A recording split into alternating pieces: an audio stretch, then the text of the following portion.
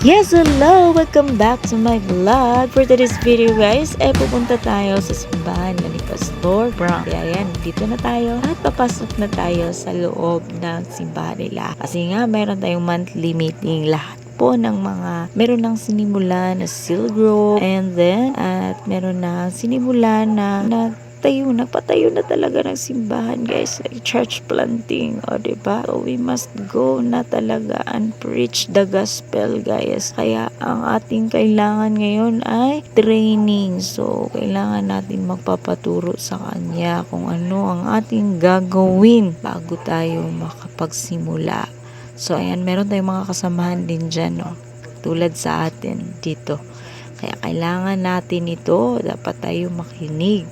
Ayan, sa puntong ito ay meron po kaming life sharing, no? Sharing about our life testimonies, guys. So, dapat talaga ay magiging open-minded po tayo, no?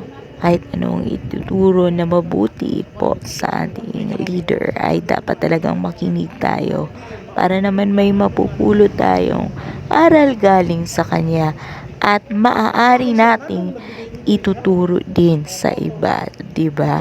So, dapat tayong magkakaisa and we must go and preach the gospel to all nations.